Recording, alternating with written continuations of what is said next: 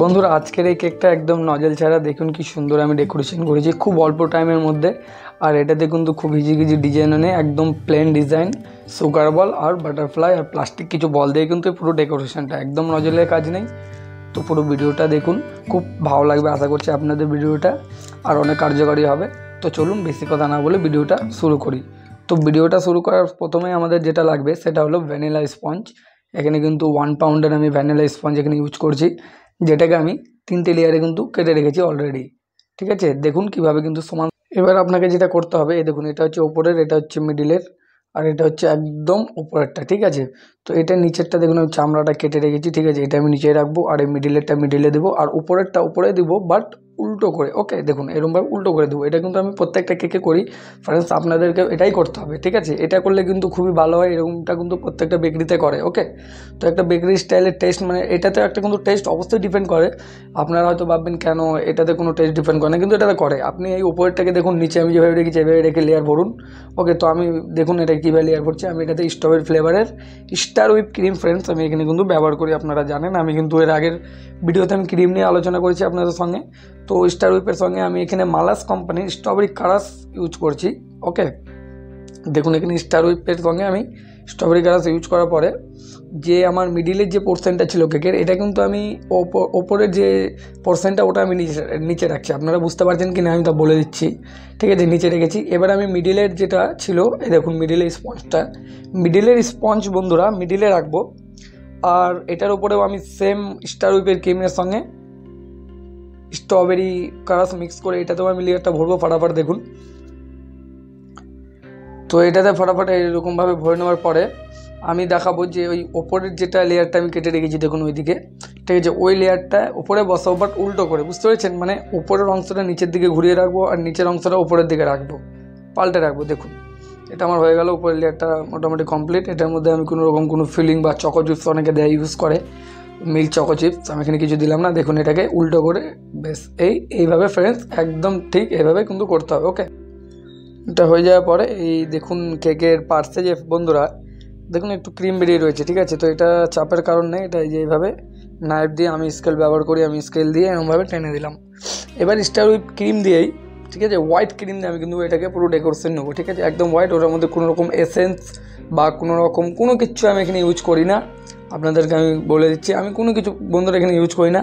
আপনারা চাইলে এখানে ভ্যানিলা ক্রিমের সঙ্গে, যেটা আমি এখন ইউজ করছি কেকের ওপরে পুরো সাদা, এটার মধ্যে আপনারা চাইলে ভ্যানিলা, মানে অনেকে ইউজ করে, আপনার ইচ্ছা সেটা, ভ্যানিলা এসেন্স ইউজ করে অনেকে। ওকে, তো আমি কিন্তু এখানে কিছু ইউজ করিনি, যেটা আমি বললাম।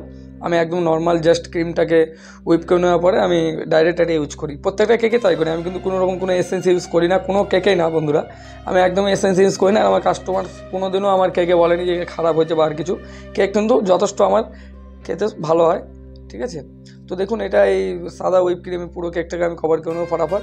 কভার করে নেওয়ার পরে কিন্তু আপনাদেরকে এটাকে কিছুক্ষণ, মানে 5 থেকে 10 মিনিট হলে এটাকে ডিপ ফ্রিজে রাখতে পারেন, বা এমনি নর্মাল ফ্রিজে। আর আপনার রুম টেম্পারেচার যদি কুলিং থাকে, মানে কুল থাকে, ঠিক আছে, গরম যদি না থাকে, তাহলে ফ্রিজে রাখার দরকার নেই। আপনি আইসিং হওয়া মাত্রই ডেকোরেশনটা কমপ্লিট করে নিতে পারেন। ওকে, তো দেখুন এটা মোটামুটি আমার হয়ে গেছে। আর স্কেল দিয়ে আমি বলেছি আপনাদেরকে নাইফ দিয়ে খুব একটা ফিনিশিং দিতে যাবেন না। দেখুন নাইফ দিয়ে আপনি যতটা পারলেন অতটাই ফিনিশিং করুন, বেশি করার চেষ্টা করবেন না। দেখুন আমার এই যে উপরে যে ক্রিমগুলো আছে এগুলোকে আমি একটু নাইফ দিয়ে যে টেনে নিচ্ছি। টেনে নেওয়ার পরে এটাকে আমি কিন্তু খুব একটা বেশি আর ফিনিশিং দেবো না। এটাতে আমি এবার চিরুনি মারবো। ঠিক আছে, মিডিয়াম সাইজের যেটা চিরুনি, দেখুন একটা হয় মোটা, একটা হয় পাতলা, একটা হয় একদম ছোট। ঠিক আছে, তো এই যে দেখুন এটা ছোট, এটা মিডিয়াম, আর একটা থাকে বড়। আমি ছোটোটা ইউজ করবো এখানে, একদম ছোট যেটা। এবং সাইডে জাস্ট এইভাবে করে হালকা করে ধরে রাখতে হবে, শুধু হালকা করে টাচ করে রাখেন কেকের সঙ্গে, আপনাকে আর কিচ্ছু করতে হবে না এটাকে। ঠিক আছে, হালকা করে টাচ করে রেখে এটাকে ঘুরিয়ে দিলে কিন্তু হয়ে যাবে। দেখুন কমপ্লিট হচ্ছে, এরভাবে কিন্তু আপনাকে করতে হবে। হয়ে গেল। এবার উপরে যেটা আছে ওইটাকে আপনি চাইলে প্লাস্টিকের কোনো সিট দিয়েও করতে পারেন, আমি প্রত্যেকটা ভিডিওতে যেটা বলি, বা অথবা খেলার যে তাস হয়, তাস যে সবাই সিনিয়ররা যে তাস খেলে, ওই তাসও যদি আপনি ম্যানেজ করতে পারেন, সে তাস দিয়েও কিন্তু করতে পারেন। তো আমি এখানে নাইফ দিয়ে করলাম, আমার ভালো মতন ফিনিশিং হলো না ফ্রেন্ডস, ওই জন্য আমি কিন্তু আবার দেখুন এখানে একটা প্লাস্টিকের একটা সিট ইউজ করছি। ঠিক আছে, তো ওই প্লাস্টিকের সিটটা আমি ইউজ করছি। দেখুন সাইডে একটু করে মেরে নিলাম হালকা করে। এবার আমি উপরে ওই ক্রিমগুলোকে প্লাস্টিকের সিট দিয়ে টেনে নেবো, কারণ স্কেল দিয়ে আমি পারলাম না করতে পুরোটা। দেখুন একদম প্লাস্টিকের সিটই রয়েছে, এটা আমি কেটে নিয়েছি এরকমভাবে। এটা কিন্তু চারকোনা ছিল সিটটা, আমি কেচি দিয়ে এটাকে রাউন্ড করে কেটে নিচ্ছি, যেন আমার ইউজ করতে এটা কমফোর্টেবল, মানে ভালো লাগে, মানে সুবিধা হয় আর কি। ওকে, দেখুন। তো এটাকে দেখুন মোটামুটি ভালোই এটা ফিনিশিং হয়ে গেছে। এবার এটার সাইডে আমি একটু পিঙ্ক কালার অ্যাড করবো, ঠিক আছে, পুরো হোয়াইটে বাজে লাগবে তাই জন্য। এবার পিঙ্ক কালার অ্যাড করার একটা আছে, অনেকে ডাইরেক্ট কালার ইউজ করে, আমি দেখেছি অনেক ভিডিওতে অনেক কাউকে ইউজ করতে। তো আমি এখানে ডাইরেক্ট কালার ইউজ করছি না। দেখুন একটু হুইপ ক্রিমের সঙ্গে আমি এখানে পিঙ্ক কালারটা মিশিয়ে নিয়ে পাইপিং ব্যাগে ভরে নিয়ে এরকমভাবে সাইডে এটা দিয়ে দিচ্ছি। দেখুন সাইডে একটু করে দিয়ে দেবো, একটু করে দিয়ে দিলাম, কোনো রকম অত ডিপলি দেবেন না, বেশি দিলে পুরোটাই কালার নিয়ে নেবে, ওই জন্য আমি হালকা দিলাম। তারপরে ওই প্লাস্টিকের কার্ডবোর্ড বা আপনি ইচ্ছা করলে নাইফও ইউজ করতে পারেন, ঠিক আছে, যার যেমন ইচ্ছা। তো আমি এখানে প্লাস্টিকের কার্ডবোর্ড ইউজ করছি, নাইফ এখানে আমি ইউজ করলাম না।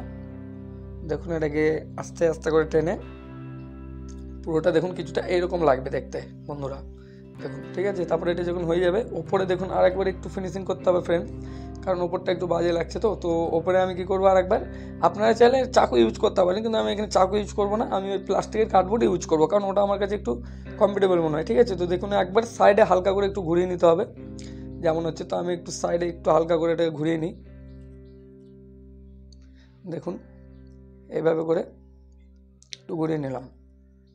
তারপরে উপরে আবার সেম এটাকে হালকা হাতে, একদম হালকা হাতে, একদম চাপ দিলে হবে না বন্ধুরা, একদম চাপ দিবেন না, জাস্ট হালকা হাতে এটা টানতে হবে। দেখুন হালকা হাতে কিন্তু আমি টানছি এখানে, ঠিক আছে বন্ধুরা। আমার চ্যানেল যদি নতুন হয়ে থাকেন তো সাবস্ক্রাইব করতে অবশ্যই ভুলবেন না, প্লিজ প্লিজ প্লিজ আমার চ্যানেলটিকে সাবস্ক্রাইব করুন, নতুন নতুন কেকের ভিডিও আপনার কাছে সবার আগে পৌঁছে যাওয়ার জন্য। আর ভিডিওটি ভালো লাগলে অবশ্যই একটা লাইক করবেন, পুরো ভিডিওটা দেখে কেমন লাগলো কমেন্ট করে কিন্তু অবশ্যই জানাতে ভুলবেন না। তো দেখুন আমি এখানে আবার পাতলাটা ইউজ করলাম কেকের ওপরটাতে, ঠিক আছে, কেকের ওপরটা ফাঁকা লাগছিল তাই জন্য ফ্রেন্ডস আমি ওপরে একটু চুনি মারলাম, কেন একদম প্লেন লাগছিল তো অনেক বাজে লাগছিল।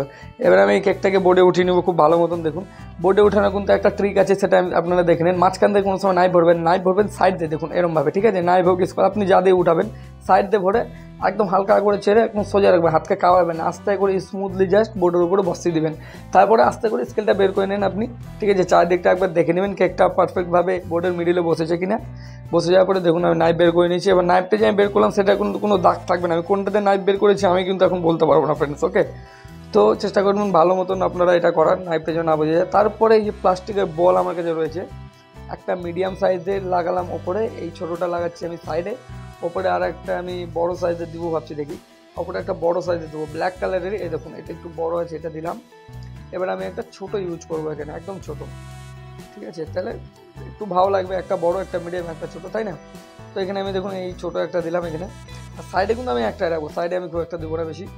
এবার আমার কাছে কিছু নতুন নতুন বাটারফ্লাই আমি নিয়ে এসেছি মার্কেট থেকে কিনে, দেখুন 2 রকমের কালার, আশা করি আপনাদেরও ভালো লাগবে বাটারফ্লাইগুলো দেখে। তার আগে আমাকে যে সুগার বলস আছে গোল্ডেন কালারের, এটা আমি সাইডে একটু দিয়ে নিচ্ছি, কারণ আমি নিচে বলেছি কোনো নজল ইউজ করবো না, তো আমি নিচে কোনো রকম কোনো বর্ডার একটাতে মারবো না, যার জন্য আমি সুগার বল ইউজ করলাম কেকের নিচে। ওকে, শুধু গোল্ডেন কালারে ইউজ করলাম, আমি অন্য কোনো এখানে কালার দিলাম না, পর থেকে হয়তো কি আমার ইচ্ছা হলে আমি অ্যাড করে দেবো। পুরো ভিডিওটা দেখুন, এই বাটারফ্লাইগুলো দেখুন আমি এখানে বসিয়ে দিচ্ছি একদম আস্তে করে, এদিকে বেশি চাপ দিয়ে বসাবো না, ক্রিমে বেশি গেড়ে গেলে আবার বাজে লাগবে। ওকে, সাইডে একটা ছোট দিলাম, ওপরে একটা বড় সাইজের দিব, সেম ডিজাইনের বাটারফ্লাই ফ্রেন্ড।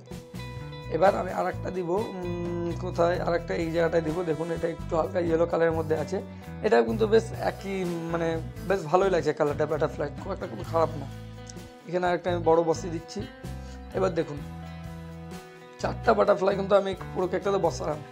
এবার আমি মাঝখানে কোনো স্প্রিঙ্কেলস ইউজ করবো, দেখুন আমি এখানে অনেক রকমের কালার, আমি এখানে 2-3 রকমের কালারের স্প্রিঙ্কেলস আমি বন্ধুরা এখানে ইউজ করবো। ওকে, এটার মধ্যে দেখুন হোয়াইট, পিঙ্ক, রেড আর লাইট পিঙ্ক, ঠিক আছে, ডিপ পিঙ্ক না আর হোয়াইট মিক্স আছে। তো এগুলোকে দেখুন প্রথমে যে বড়োগুলো আছে সেগুলোকে আমি হাত দিয়ে একটা দুটো করে বসিয়ে দেওয়ার পরে ছোটোগুলোকে একদম হালকা করে এখানে ছিটিয়ে দিলাম। ওকে, আর নাম লেখার জন্য, মানে কেকের উপরে কেউ কোনো মেসেজ লিখতে পারে, কারোর নাম বা কারো বার্থডে থেকে অ্যানিভার্সারি থাকে, ওগুলো তো লেখায় না আজকাল, বার্থডে অ্যানিভার্সারি তো জানেনি, ট্যাগ এত রকম বেরিয়ে গেছে, ট্যাগ দিয়ে হয়ে যায়। তো এমনি কেউ হয়তো কোনো মেসেজ লিখলো, তো যার জন্য আমি সামনে জায়গাটা ফাঁকা রাখলাম, আর পেছনটা আমি ফাঁকা রাখবো না, পেছনে আমি আমার কাছে কিছু পিঙ্ক কালারের যে স্প্রিঙ্কেলস ছিল এগুলো আমি দিয়ে দিচ্ছি। দেখুন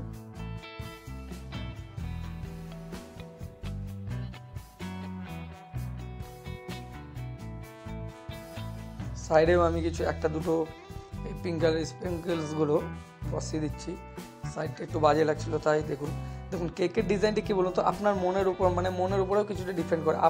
আপনি কেকটাকে দেখুন, আপনি যে কোনো কেক তৈরি করতে করতে আপনার অনেক সময় মাথায় আইডিয়া চলে আসে যে হ্যাঁ এবার এটা করতে হবে, হ্যাঁ বা এটা করলে এটা ভালো হয়।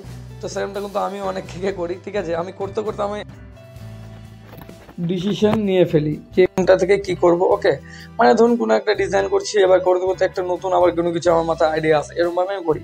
তো যাই বন্ধুরা, দেখুন এই যে আমি একটা ট্যাগ এখানে দিয়ে দিলাম, কেকটা কিন্তু এই বার্থডে ট্যাগটা দেওয়াতে আরো মনে হচ্ছে যে ফুটে উঠছে, ঠিক আছে। দেখুন কতটা সুন্দর লাগছে এই বার্থডে ট্যাগটা দেওয়াতে, আরো মনে হচ্ছে কেকটা ফুটে উঠছে, ঠিক আছে। তো কাস্টমার আশা করছি একদম খুশি হয়ে যাবে, ঠিক আছে। তো পুরো ভিডিওটা কেমন লাগলো বন্ধুরা কমেন্ট করে কিন্তু অবশ্যই অবশ্যই অবশ্যই জানাবেন।